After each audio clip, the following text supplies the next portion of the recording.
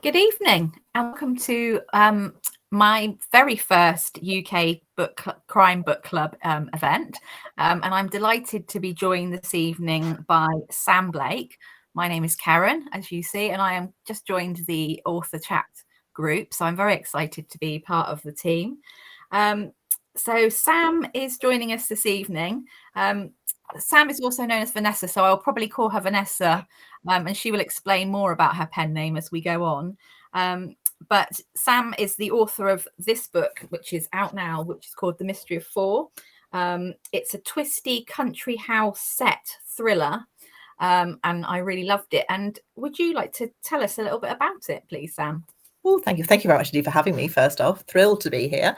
So it is set in County Wicklow. I live in County Wicklow in Ireland, although you can tell from my English accent that I'm originally from the UK, from St Albans in Hertfordshire. And it's set in County Wicklow. It is country house, exactly as you say, country house. I love the idea of the golden age mysteries and that sort of locked room sense. So it's set in a village and in the confines of the estate of the house. So it's quite sort of, from that point of view, it's a bit locked roomish. And yeah, it's set in the summer, which is a change for me because I've written quite a lot of winter books. So that, yeah, when they were trying to do the cover, they were trying to work out how to make it look like it was moody and dark and scary, but without being too summery. So yeah, it's actually. I mean, it has got like the brooding clouds. Yeah, it's supposed to be night time. You see, my cat, yeah. the cat. It also features a cat called Merlin, who is in fact my son's cat, and he's on the cover there as well in the corner. Yeah. So basically, it's a book about a lady called Tess Morgan who has bought Kilfenora House.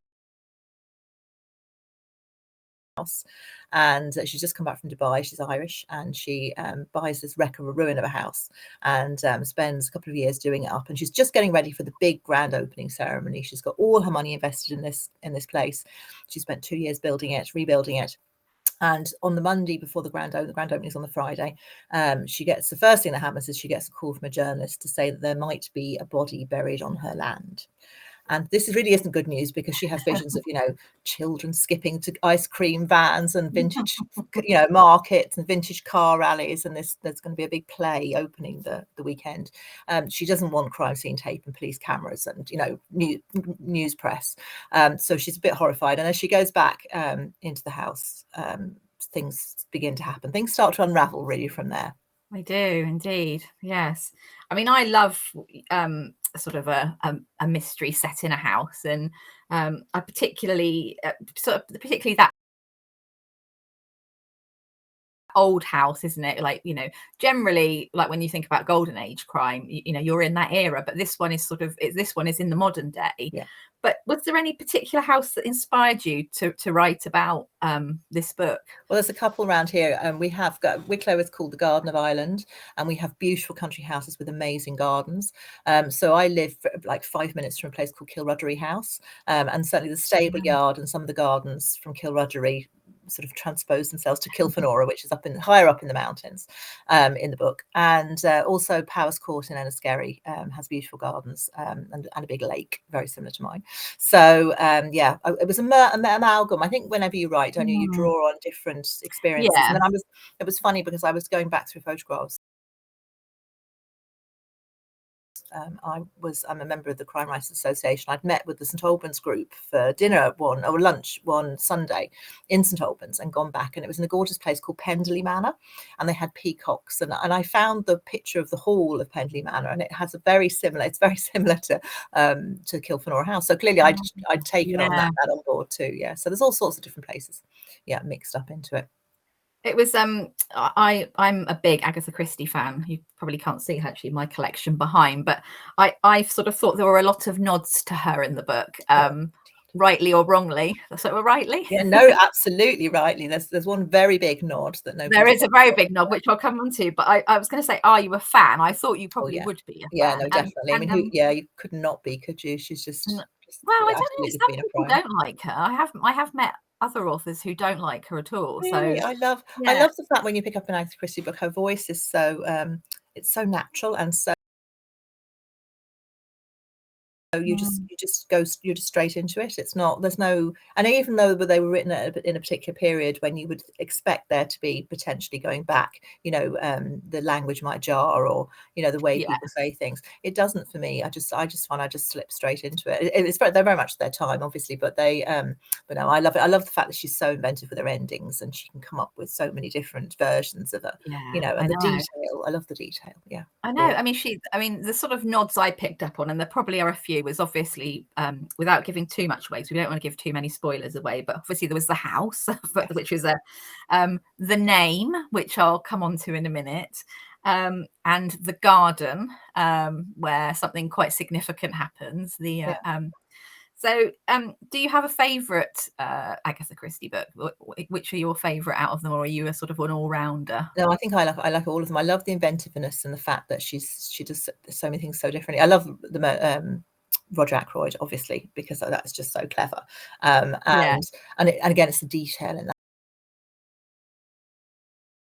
I really love, the fact that she plays with the reader's assumptions so cleverly, and things happen, and you're like, it's not until you realize, the reveal comes, that you realize that actually, you completely assumed X, and actually X was Y. And I really like that.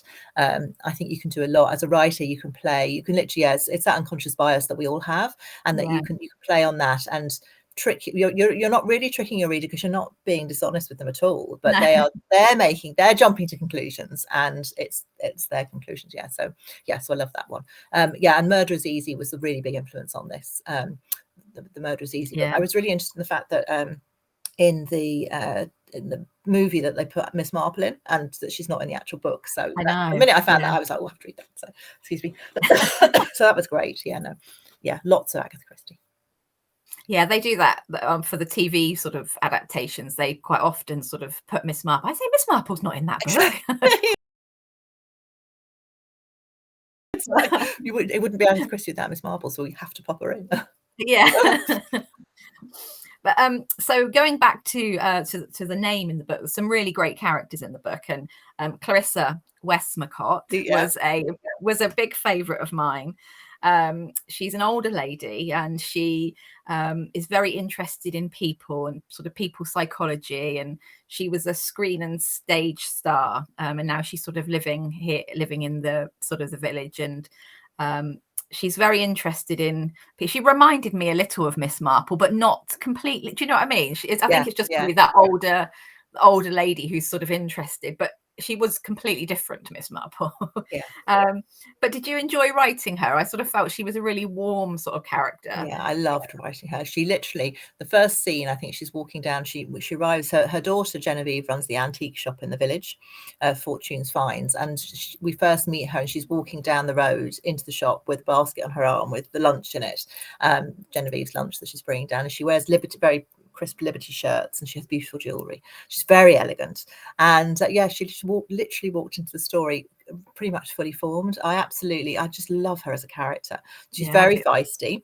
I saw a review the other day, somebody described her as having vim, and I thought that was just perfect, because she very much is.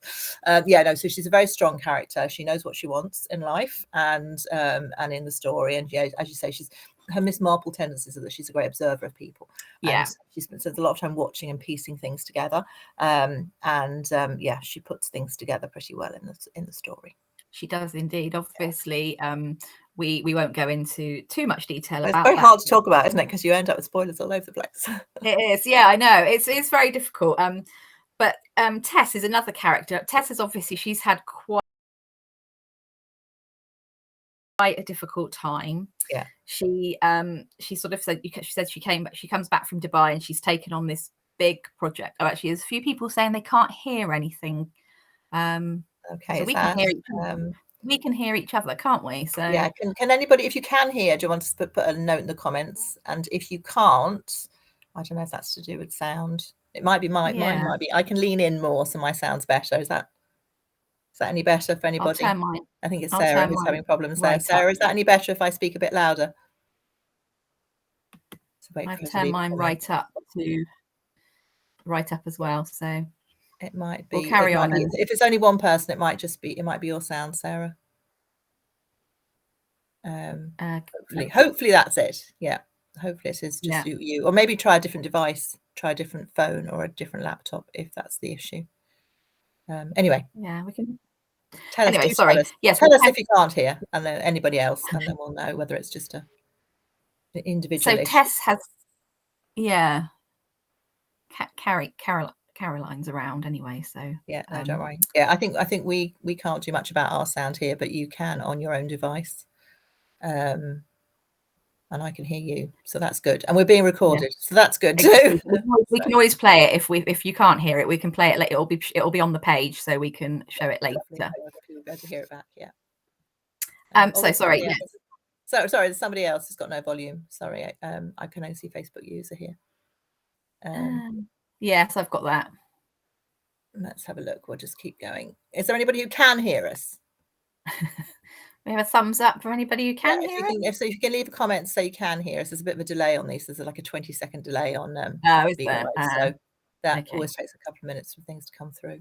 And then we can either keep going or we could it might be it looks like Caroline's gone out and come back in again, so it might be that. So it might be it might be her setup. Is that better, guys?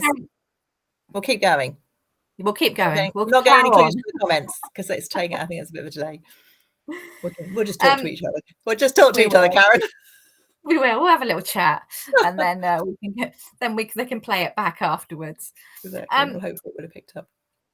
So Tess, she's come back from Dubai. She's bought this huge house with investment from a mystery person who we don't know at the beginning of the book. We don't know who this person is, but she really wants to make it work, and like you say, she's put the she wants it to be like a family place, and then when everything sort of starts to crumble around her,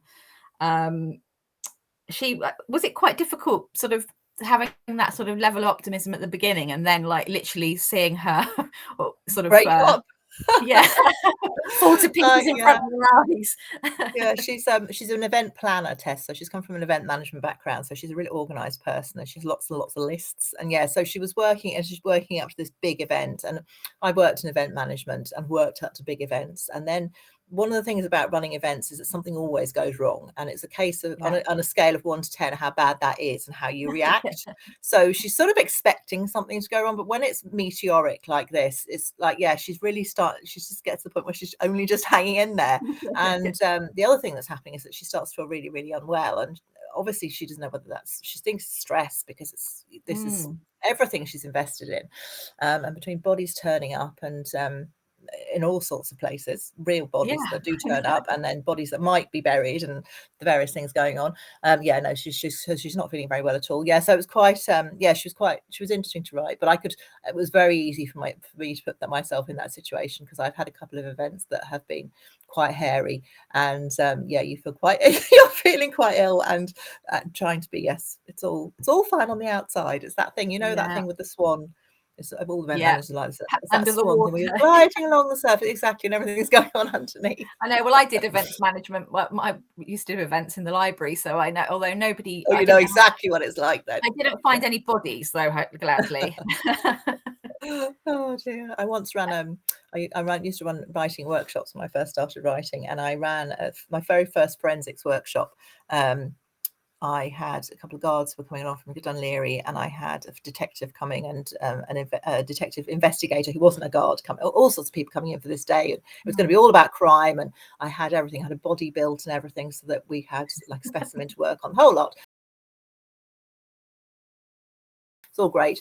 And then there was a murder in Dunleary in the morning of the workshop. And my two tech guys obviously had much better things to be doing than talking to a group of crime writers. Yeah. So that was one of those hairy moments where you're like, well, how's this going to work? So exactly. They generally do work out, don't they? Well, apart from if you're Tess, because obviously she had a lot bigger things to deal with. She had a few big things to deal with. Yeah, exactly. So you talked about the investigative. I'll get my words out. Investigative journalist who sort of gives her a call and says that there's he claims that there's a body, and I sort of imagined it to be like Time Team but with bodies. I mean, yeah, exactly. It's actually, I was watching this documentary with Trevor McDonald. I was in London actually, and I got back to my hotel and I stuck on the TV, and it was on one of those stations that we don't have here. It was fascinating. And Trevor McDonald, and because loads of people have seen this except me, because I haven't, it's not something I would watch that. We've got loads and thousands of channels here, just like everybody else, but when you just don't, you tend to watch when you watch. Yeah. So anyway, I was tuned in to whichever channel this was, and Trevor McDonald had brought together a series of people to do cold cases and bits and pieces, that forensic pathologist, I think, and a forensic psychologist, and all these types of people.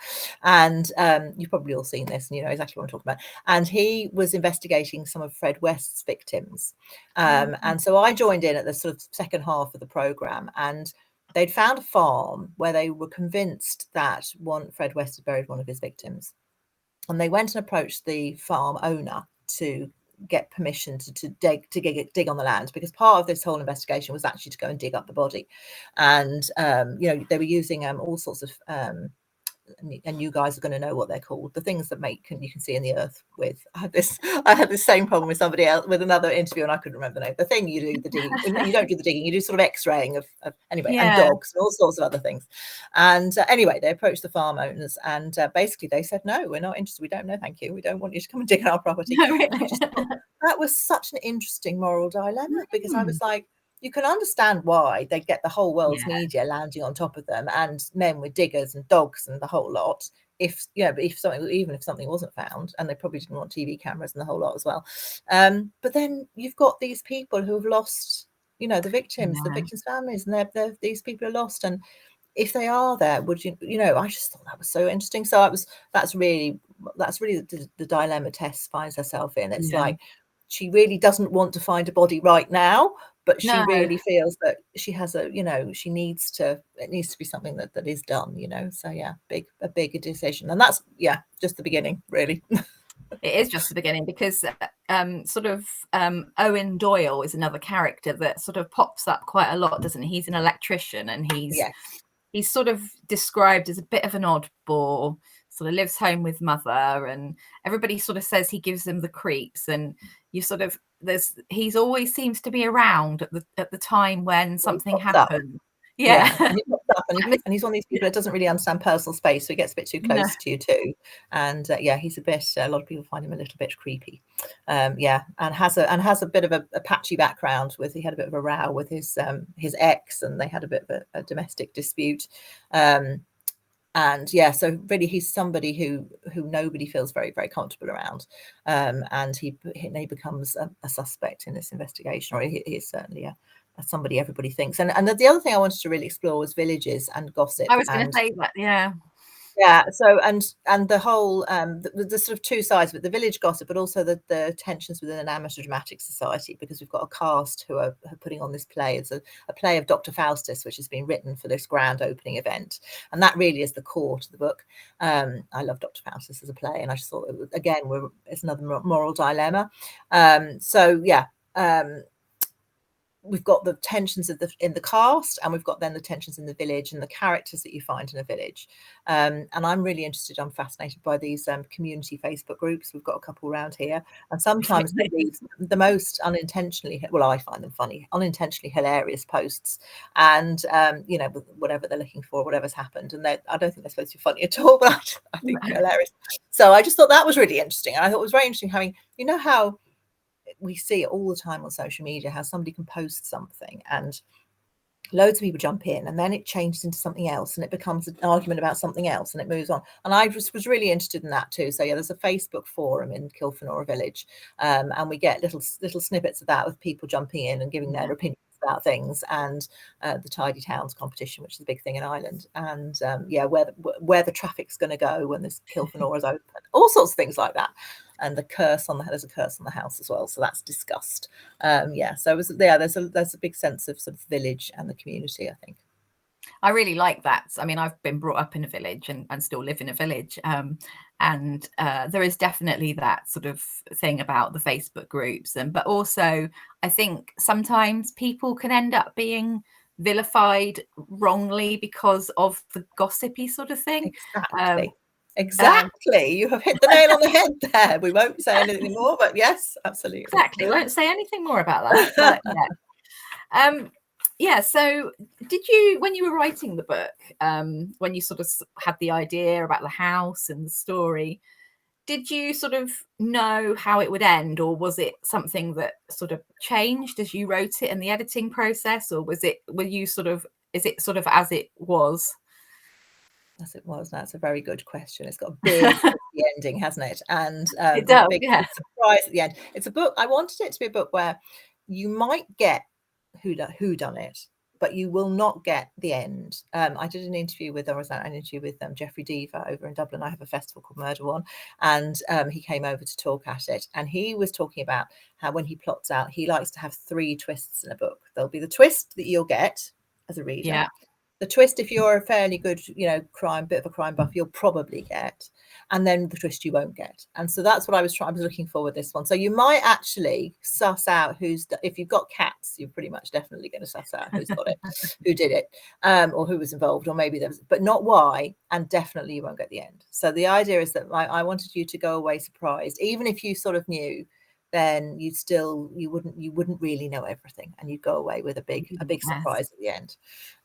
So yeah, did I know the ending? Yes, I think I did. I think I knew it was what it was about. So I suppose I knew what the very, very first crime was, which I won't say who it was related to, because that might be a bit of a spoiler. It's very hard to talk about this, isn't it? But so I did know. I knew the various elements that I wanted to incorporate, but I didn't quite know how they were going to sort of plan out. I suppose when I first started writing, this is my 8th book. And when I first started writing, I plotted everything in great detail. And I have this, actually stole it from Alex Barkley. We were talking about Alex and pen names earlier, weren't we? Before we came on. And I stole her chart. She produces like this mammoth thing when she's plotting. It's like this huge great long piece of paper that goes across the wall, and I've condensed it down. So I plan out in chapters, lots of 6 chapters, and it's sort of 6 to usually around 30 chapters. And then I try and work out what's going to happen in each chapter, and it'd be quite detailed. So Little Bones, which is my first book, obviously took years to write, was very detailed, and I had different people in different colors, so I could see the flow in the pattern of the thing and the whole lot.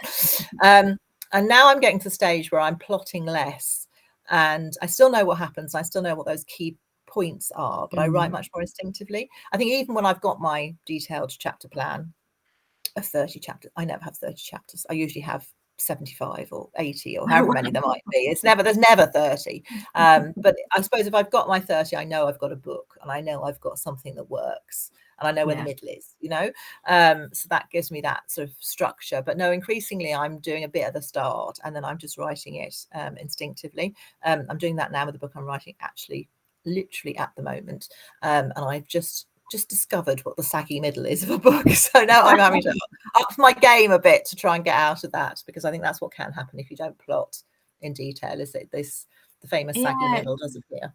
So it's quite unusual, isn't it, to go from I've heard quite a lot of people who are real pantsers, and then they go the other way because they decide that it's just too nerve-wracking to go from it. But to go from the other way is, but then some people just write, and I find that absolutely fascinating, that you just can sort of churn a whole book out without really thinking about it.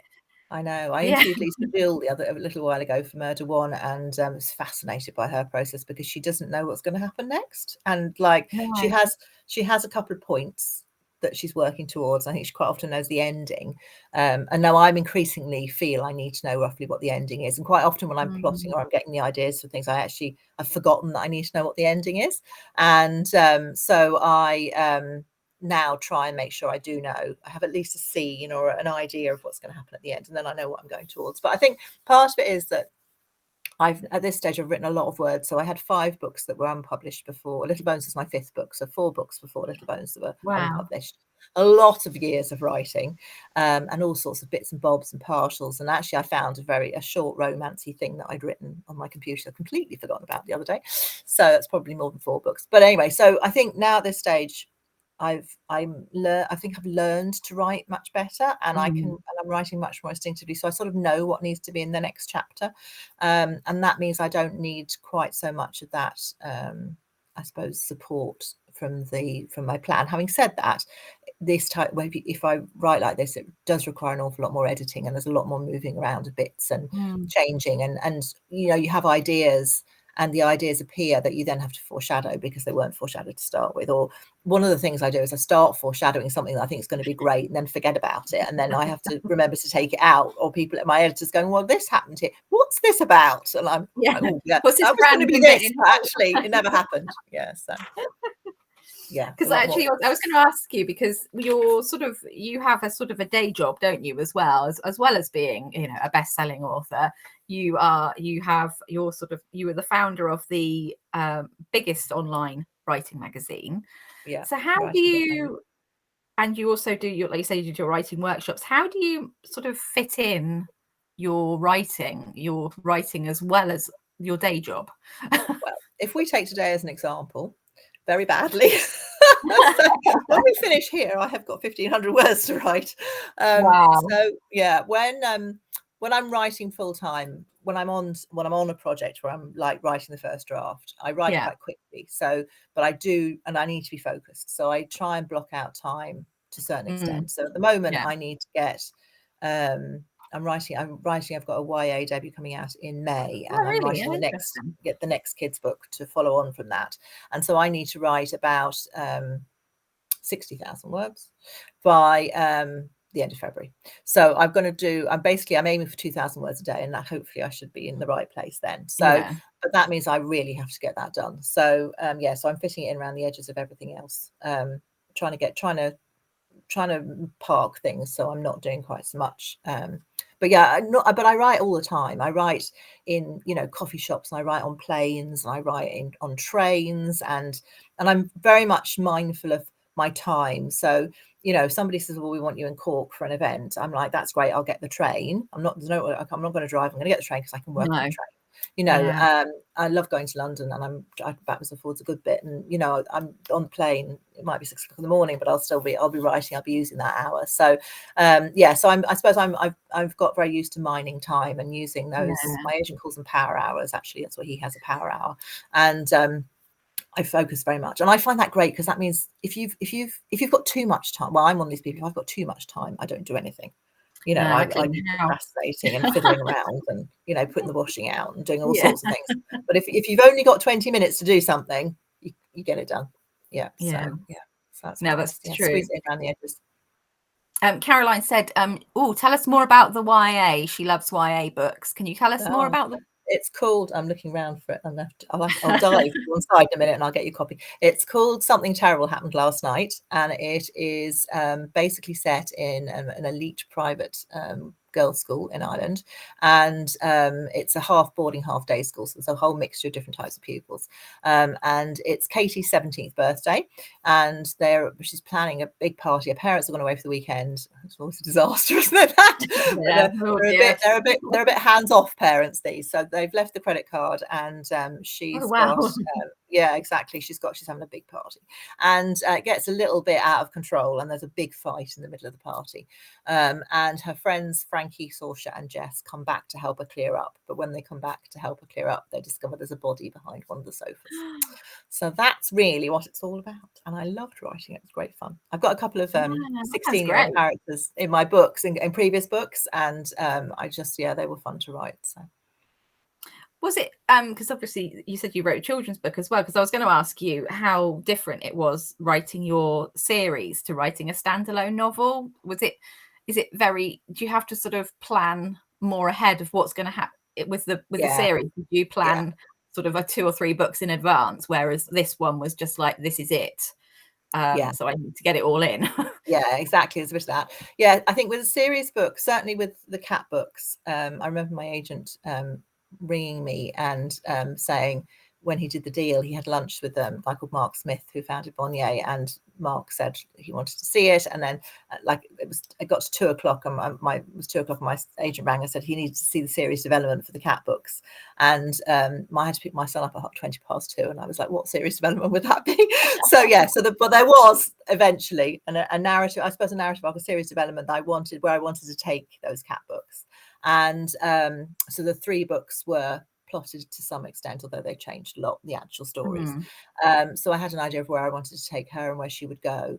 because I think that's really important in a series, that you have that development as well as the individual within the individual books. And writing a series is really like going down to the pub with a bunch of friends, because you know everybody already. And it's just then finding plot and making sure that you can bring them to the story, and then we can learn more about them and see their development through that story as well. So that's, yeah. And then the standalones, it was quite terrifying writing the first standalone, because it's a whole new set of characters and you're starting from scratch, and it's like, how do we do this? Like, how did I do this the first time? So yeah, but it's funny because some characters I think are natural series characters, and sometimes you write them and their story's not over yet. So I've written I've got one book called High Pressure, which is just only in digital, and you can get that free if you join my Readers Club. Just a quick plug for the Readers Club. So if you go to sambladebooks.com, you can join the Readers Club and get that for free. And that is a book that has a character in it called Anna Lockhart, who was in the third Cat Connolly book. And as it turned out, Bríony O'Brien, who's in Remember My Name, which is my last standalone thriller, is in it too. So it's like a bridging book between the two, because when I first came up with the idea for Anna, I always felt that she could be a series character, and I didn't really feel her story was finished. And so what happened was I wrote, this is a bit confusing if you don't know the order of the books, but I wrote the first standalone was called Keep Your Eyes on Me. And I finished, so I wrote that, and that was great. And then I was writing the next book to come out, which was going to be High Pressure. And as I finished it, I was down in Cornwall on holiday, and I was just getting it finished, and I had another idea. I was like, this is a really good idea. So my editor had it. I'd sent it over to my editor sort of around August time, because I was humming and hawing what to do with this idea. And I sent it in to her, and she really liked High Pressure, and that was all fine. We were all set to go with it. When I said, and it wasn't due till January, so I said to her, well, look, if I can write this other book that I've had this idea for between now, August and January, can you have a look and see which one you prefer? And when I finished it, the second book was The Dark Room. I felt it was a much better follow-on to Keep Your Eyes on Me than going back to High Pressure it's very pacey. It's very like the Cat books in tone, I suppose. And there's a little bit of a cameo at the end of it too. You meet a few characters that you might be familiar with. So yeah, so The Dark Room came out next, and then High Pressure became a digital book instead. Sorry, I've now forgotten what the question was.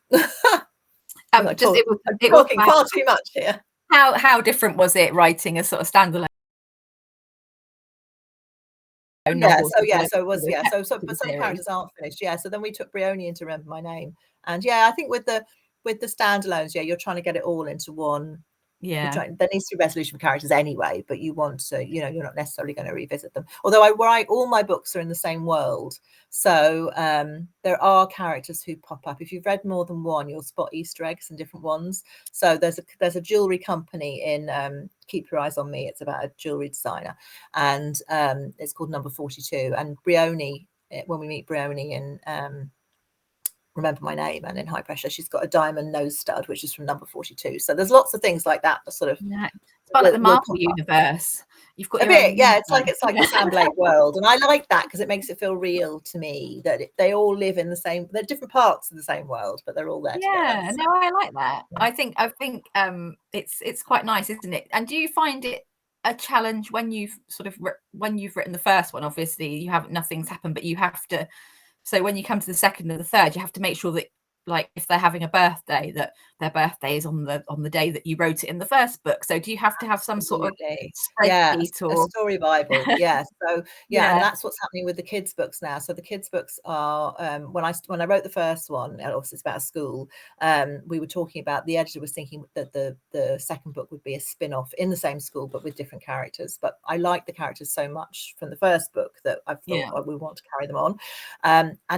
So I have to get when you write a school, and particularly when you write YA, there's a lot more characters in it than there are in a normal book, not a normal book, an adult book. So although Kill for Nora has the Mystery of Four, there's quite a lot of people in that because there's a cast and there's the village. There's probably more characters in that than normal.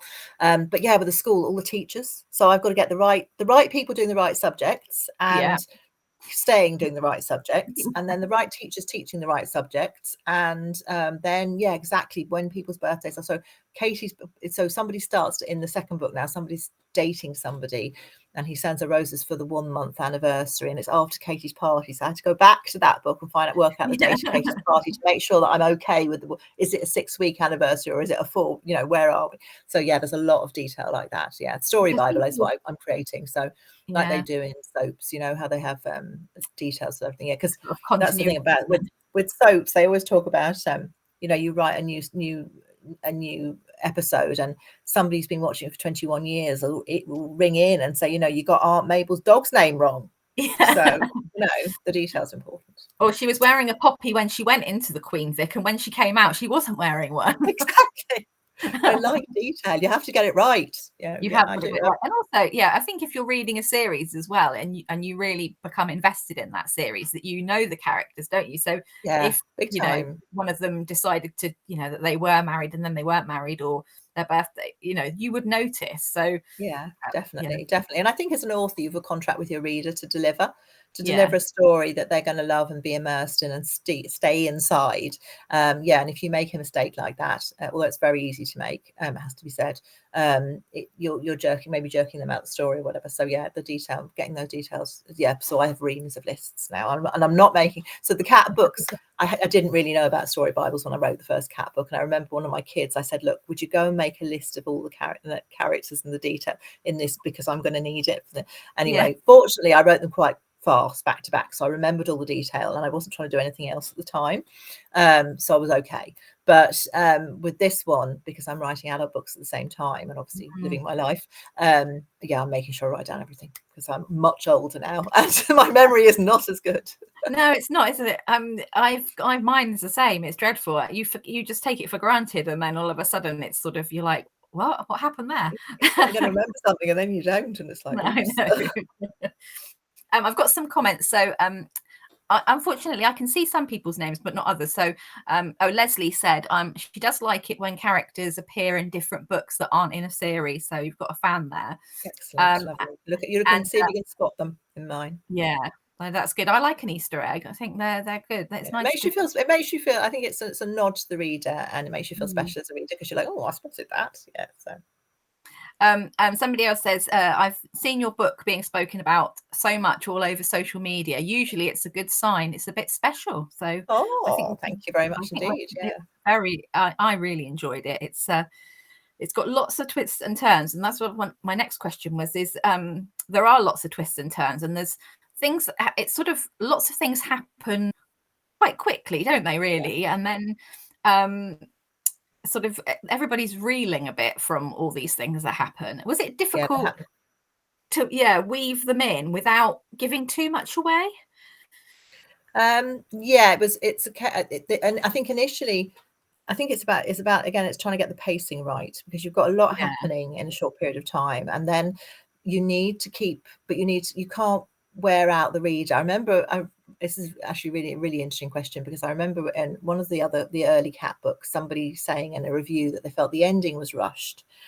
And I thought, I was reading this and thinking, how could this ending, have they any idea how long it takes to write a book? How many times we've been over this? Like, this was not rushed, this took months. And then I realized that actually it was to do with pacing. So what had happened was I was still obviously learn my craft to a certain extent there, but the pacing, I didn't give the reader room to breathe in the pacing. So I think it's important that if you've got a lot happening and there's a lot of twists and turns, that you have some of those infill chapters where not nothing happens, but where they can get a chance to draw breath and work out, settle in with what's happening. So so there was a bit of that, because there's quite a lot that twists very fast, and then it slows down a bit, and then we begin to see why, and it starts to work through. You can't see my hand here. I wave my arms around. It's a bit like the writing. It's like illustrative. It's an illustrative talk. But I have one. So somebody said, "Can you please remind us of the book, because there wasn't any sound at the beginning?" So Sam's Mystery of Four. There we go, and the cover and everything. There you go. So the Mystery of Four it's do you want to quickly say what it's about, just for the it's set in County Wicklow in Ireland. It is about a lady called Tess who buys a country house, the one on the front, called Kilfenora House, and she restores it, and we're coming up to the grand opening weekend and things start to go really, really wrong. And actually Rosa Watkins read it and she was lovely. She said it's got a curse, a cat, and obviously we've got our actress Clarissa in there too, so it's got all the ingredients hopefully of a golden age mystery. Yeah, Merlin the cat was a favourite. I liked him. And Laura has also said, hi, I'm a bit late, forgot the time, but she loved Merlin the cat. So Merlin the cat is actually, for people who don't have a copy, Merlin the cat is actually here. He's hidden, in the flower bed. So he's like a starring role. Yeah. And he's a real cat and he's exactly like he is in real life. Absolutely the same. Yeah. Grumpy, hissing. Yeah. Growls a lot. I've never, if you could, I didn't know cats could growl before we got Merlin. Oh no, the cats can definitely growl. I've got a growler. She growls when she's not happy. Exactly. We sort of briefly talked about social media in the book and how sort of more to do with Facebook and groups and things. I can hear myself back. You're echoing. Oh dear, don't worry. Yeah. But also there's the dark side of social media, which Tess experiences in the form of a troll. She doesn't know why that she's being subjected to this sort of, really not pleasant trolling. But why did you sort of bring that in? Was that quite important? It is quite important to the plot, obviously, without giving away spoilers. But how did you sort of weave that in? I think it was I needed Tess to so this is the mechanics coming out here as opposed to the sort of, it depends whether you're readers or writers now listening, but it's it was to do with peril. So we needed to fear for Tess in order to want to read on. So whatever about her body's turning up left, right and centre, there was a whole load of stuff going on, but Tess needed to have her own problem as well, and she really does, because as you read through, if we didn't have that element in it, you don't necessarily make the connection, but you don't realize that actually Tess is in danger too, because there's somebody who is on the estate who has it in for a lot of people, and a few bodies turn up. Let's say it's quite Miss Marple-esque in that sense. And Tess really does have a problem, and it does root back to this troll. So so it was a way of showing, and also showing the fear. I think the trolling on social media can have a really, really devastating effect to a lot of people. People can say things, and you don't know the impact it's going to have. If you're the type of person who doesn't, it doesn't just go off your shoulders, then it can be really devastating. So I wanted to get into that a little bit. And Tess is the type of person who just keeps going, and basically what she does is shuts everything down. So she doesn't know what's going on. She gets somebody to do the social media for her, and that's her solution to the problem. But the troll doesn't go away. So that's the problem. I think I found that really clever with the book, was that when I got to the end, there were so many things that I'd missed, and I was like, how did I not see that? And I really like that in a book, like you said about that sort of the three things, about that you. But I think for me, if I'm not surprised, then I'm also disappointed sometimes. Yeah, I think you need to be surprised. I want to be surprised. That's I do. That's the whole point of a book, and I guess that's going back to being an Agatha fan. That generally I am surprised, or was surprised when I read them the first time, obviously. But I want to be surprised. I don't want to be. I don't want to guess who did it, like on page 30, and then read to the end and go, oh yeah, I know it was. I never do that. Yeah, exactly. No, you don't. You don't want to be. You need to be surprised. I think that's the thing. If you want that sense of satisfaction and the fact you're trying, I don't know. I think I'm a crime reader, and I think crime readers are intelligent people who really love puzzles and mysteries. I'm always saying in interviews, I'm really terribly nosy, and I just like to know what's going on everybody's lives as well. So I'm intrigued by people, and I want to know what's happening. And I think as a reader, you want the mystery, you want the puzzle, you want the challenge. You want to know a little bit, and you want to feel like you can get a little bit of the answers yourself. But at the end of the day, I want you to put it down and go, wow, I didn't see that one coming. So I think in this one, you definitely won't see the end coming. No, I definitely didn't. I think I think I was like, oh, okay, right, yeah. No, I was, I liked it. I really liked the sort of. I thought as I was going through, and I think there's lots of, like I said, there's lots of red herrings, lots of there's lots of suspects, and you think, oh yeah, it's definitely them. Yeah, it's definitely them. And then it's like, oh no, it can't be them. But that's the whole thing, isn't it? That's what keeps you reading, isn't it? Is that sort of that challenge. If you want to solve it, you want to solve the crime, you want to be the detective. And yeah, no, absolutely. Hopefully we all want to be Miss Marple. Yeah, we do. I do, certainly. Clarissa definitely does. She does. So Laura said, would you ever do a short story or a novella about Clarissa and her many husbands? Had a feeling there might be an interesting tale to tell there. I wondered whether you might do another one with her. But I wonder, actually, she's such a strong character, isn't she? She's she's one of those characters whose story isn't over yet, and I think she could end up butting into another book. We'll have to wait and see, because she really is. Yeah, she's a butter in her, isn't she? So yeah, we'll see. She was too good just to be one book. I think Laura says that there's an interesting tale to tell there with her, and although she was really interested in this book, I think we're only skimming the surface of Clarissa. Indeed. Yeah, no, get back to her husbands. Indeed. Sarah's asked, how do you keep track of your characters? Do you have a notebook, a whiteboard, or a spreadsheet?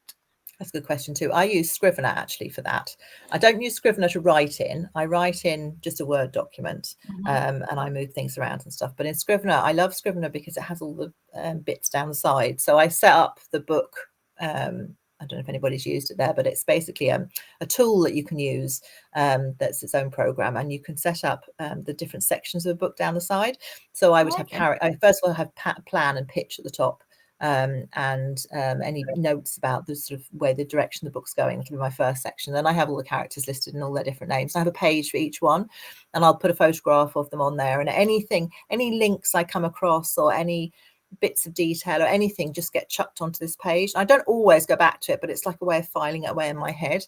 And then I'll have a whole research section in there too, and locations as well. It'll be another section. So I'll have pictures of. I love having pictures of what I'm writing about. So I've got loads of photographs of the country houses, around here, and photographs of the characters. I create storyboards too. I should have been better prepared today because my storyboard's not there.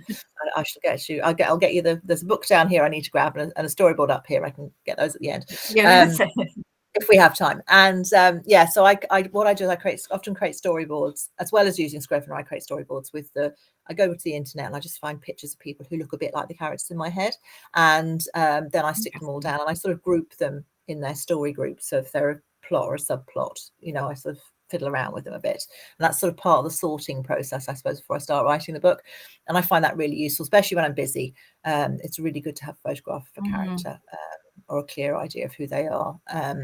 I remember when I wrote Little Bones, and obviously that took a long time to write that, and I had kids and was building business and doing all sorts of things at the same time, and I found it really brilliant to have that storyboard in front of me where I could just sit down and there was the book, and it was it's very visual. Yeah, that sounds. I've heard of other authors using Scrivener, but I've never actually looked at it myself. I might have to investigate that because it does sound. It's really good. Yeah, just for compiling everything, because otherwise you end up with all these Word documents and you can't see them all together. Whereas I can just open the Scrivener file and I know stuff's there. I've got like a section on plot ideas and research and stuff, so I can go back in and check that I've got stuff right. I find that really, really useful. I really like that you sort of have an idea in your head of what the characters look like, because not everybody does. Some authors don't have any idea what they're, because I've asked people questions before, like, who would play, so and so in a book. So, so what did Clarissa look like? So I'm trying to sort of imagine it. I'm sort of a older, smart, sort of almost like a Joanna Lumley, I'm thinking. Yeah, sort of that sort of good bone structure. So she could be. Or an Honor Blackman. Yeah, exactly. Yeah, Joanna Lumley's good, actually. And who else I was just thinking there? She's a sort of combination of a couple of the sort of more mature actresses. A bit Meryl Streep, maybe. If you can imagine Meryl Streep playing an older character with with the sort of Judi Dench type colouring. So so she's sort of a combination of all of those. Judi Dench, actually. It's actually the other one. Sarah's saying, have you been approached by any TV production companies for your books? Yeah, I can't talk about that very much at the moment. Oh, okay. Let's just keep our fingers crossed, will we? Yeah, I Yes, did. well, I did. I can talk about the cat books. We sold the option for the characters in the cat books, and they renewed for ages. You know what TV options are like. They yeah. renewed forever, and then it dropped. So cats are up for anybody. If anybody wants to write to make a movie about it, or a to Netflix limited series about a Garda detective. But yeah, some of the others, there's interest in the others as well. So yeah, interesting. Yeah, I know it's difficult, isn't it? That they do sometimes get like renewed and renewed, and then well they do, and then you do. Yeah, there are so many hoops. I've got a couple of friends with screenwriters, and there are so many hoops to go through to get something to actually on the screen. It's unbelievable. I mean, think the book business is bad. It's like it's much complicated than screen. Well, we'll all keep our fingers crossed for you that we'll see vibes. something. Positive vibes. We will. So I was gonna. So we did talk very briefly about rejection, and how do you cope? There'll probably be people listening tonight who've sent off their book or are thinking about sending their book off, and how do you cope with that sort of the rejection, if you do get rejected, and not giving up? Because I think that's really important, isn't it? When absolutely key. Yeah, I'm actually doing a masterclass on rejection on the 23rd of February. It's on, which is very good. Which you didn't even. I only put the information up today. I don't even know. I think it's published on Eventbrite. But anyway, if you look for, I haven't put it on my website or anything yet, but it'll be up on Facebook very soon. I'm doing it with the business coach I work with, because I think it's a massive issue for writers. And the best advice I was ever given way back when was just keep writing. And I'm a really positive person, and I don't, and I'm very focused. So if I think I'm going to do something, I'm going to do it. I'm just very, even if it took a lot longer than I thought it was going to, honestly. I think if somebody had said to me, I certainly, when I wrote the first book, I was absolutely convinced it was going to be a bestseller. I mean, it was absolutely awful, but I was completely convinced. And I had sort of this tunnel vision on that. But if somebody had said to me it was going to take 15 years for a book to get published, like 5-6 books later, fifth, as I say, Little Bones is the 5th book, then I don't know if I would have been quite as focused. But I really love it. I think that's one of the things is you need to. I love it, so I couldn't stop anyway. So I suppose that's that. But I think the key thing with rejection is that, I mean, we'll go into a lot more detail on it obviously in the masterclass, but it's you have to be positive. You have to have a strategy. You have to. There are a lot of people get rejected, because I suppose I work on the other side too. So I work as a literary scout, and I work with a lot of agents and work with authors to make their manuscripts work for them. And a lot of people submit too soon. That's what I did. They submit to the wrong people. Their covering letter doesn't work. They've not nailed what their genre is. They've written the wrong length book for the genre. There's a million different reasons why something could be rejected. They're actually nothing to do with the book itself necessarily, or certainly nothing to do with you personally. And I think it's key for you to distance yourself from the work, because if they're rejecting something, it's not you they're rejecting. They don't know you. And I imagine that's quite difficult, isn't it? I think it's very hard for people, and very much, when something gets rejected, it could be for a million different reasons. And you do take it personally, because it's your baby, and you spent a year and a half, 2 years, 3 years with Little Bones writing, working on something. So for it to get rejected is a bit much, and it does feel very personal. So distancing yourself is important. I've tips for that too, because I came up with a way of doing that when I first started writing. But it's hard, it's tough, but you keep going. I think the most important thing about writing is you're learning your craft the whole time. Every time I listen to an author, every time I interview an author, I learn something new, and it's a nugget of gold that I'll carry forward. Whether it's Linwood Barclay or Joanne Harris or Lisa Jewell a while ago, every single time they've said something, and I requote them all the time, because they've all said something that I've gone, oh yeah, and I've had that little light bulb moment where I go, oh yeah. And like Joanne aims to write 300 words a day, and that to me was a massive revelation, because how many books she's written. Linwood Barclay talks about cliffhangers being about like the commercial breaks at the end of in TV, and you've got to bring somebody back, and that's how he thinks about the end of each chapter. I thought that's a bit of a revelation. So there's loads like that, and I think you're learning constantly as a writer, so that's really, really important. And so growing and getting better with every book is very important, and that's all part of that process too. I can't remember what author it was that said they always leave their book when they finish writing for the day on a cliffhanger, so when they go back, they can pick it up Yeah, from I there. think that's rather than Hemingway actually. Yeah, really yeah. Try finishing and it. leave. Yeah, don't finish. Leave it so that you know where to keep going. Yeah. So yeah, it's yeah. There's lots of different techniques, but I think you learn. The thing about creativity is it's very personal and it's very individual, and that's all our books are different, and why our voices are so different. And so for every individual writer, there's no right or wrong way. You're not going to be able to write like somebody else, but what you need to do is mine their expertise to create your own process. And so if the more people you can listen to, I mean, absolutely read the books, you know, do the courses. But each time it's not, there's no right or wrong way. Everybody is different. And it's finding the way that works for you and fits in with your lifestyle and your level of creativity and how you think and all of those things that makes you a successful writer. Because if you can do that and you can nail your process, then you're halfway there. You know, then it's about, I suppose it's different sections. It's about process. It's about making sure the writing is right and really the best that it can possibly be. And then it's about, you know, the plotting and the story and all those elements. So yeah, it's a bit of an old uphill thing, but it's worth it. It's great. Definitely. Yeah. No, and I think there's lots of people who watching tonight that, you know, have sort of, you know, have got that book, you know, maybe in a drawer, half started, and can't think about this sort of, you know, what will happen next sort of thing. So yeah, that's really helpful advice. Caroline's asked, how important is being a member of the CWA to a budding crime writer? I think it's really useful because it's about community, and the CWA has a huge number of chapters in different areas where other writers meet, and so you know, if you can join and you can connect with other people, I think that's part of it. When I set up Inkwell initially, which was the writers' workshops that I started with, and then Writing.ie and all the other things I've done, I run an online community now called Writers Inc., which is a big sort of mentoring, supportive community, mentoring and critiquing and all that type of thing.